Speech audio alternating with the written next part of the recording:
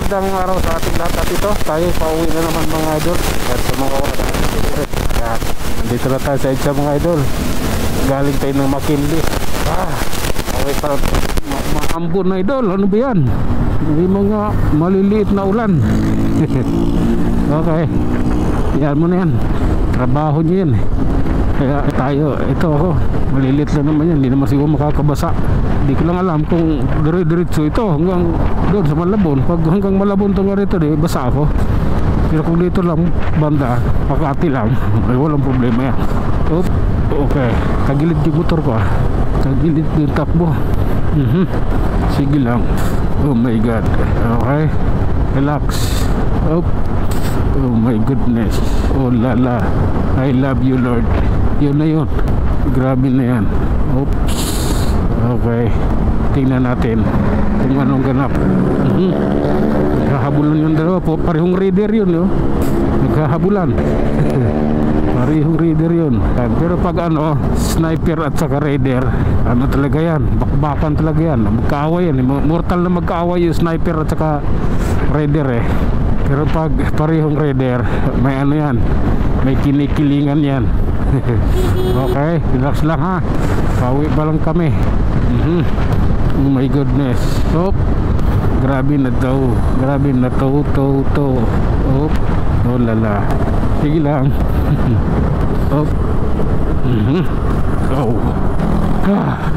Grabe. Paakyat ng Guadalupe mga idol. Medyo maalon talaga yung kalsada rito, no? Lubak-lubak Pag baguhan ka lang sumakay ng motor, bumutot, masakit sa pit ito Ayun. Hindi lang halata sa sa video ko dahil naka widescreen yung video ko, camera ko, tapos nakalock yung kanya ang tawag doon, kalimutan ko.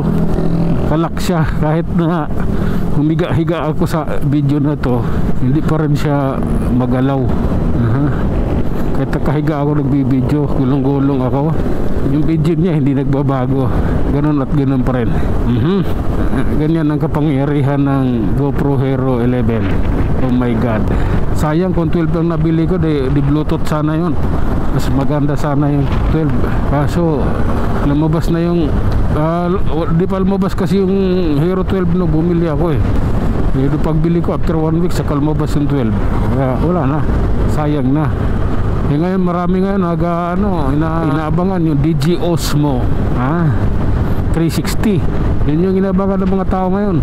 Yun yung mga ngayon mabili. Kasi siyempre naman ang DG Osmo naman talagang maganda naman yung maganda naman yung kanilang camera. Kaya siyempre 360 yun, DG Osmo unang labas, kaya maganda. Maraming bumibili, maraming umiyak nung paglabas nun tapos kabibili lang nila ng Insta360, tapos biglang naglabas yung DG Osmo pota, diba? Iyakan sama na loob ako diba nakabili, wala akong pere. Dito tayo mga idol, lalim tayo ng Shoe Boulevard or crossing. Bakit traffic? Bakit masikip ganitong araw? Dapat maluwag dito. Bakit ganoon? Oh my god, why, bakit? Oh my goodness. Oh lala. Okay, eto, nasa ilalim tayo mga idol ng tunnel dito sa Shoe Boulevard, Mandaluyong. Sige lang. Why, bakit? Eto mga idol, sa Biga Mall na tayo Handahan lang tayo. Di na ako nakipagsabayan doon sa kotse, mahirap na. Oh my god, hanggang dito na lang muna tayo mga idol.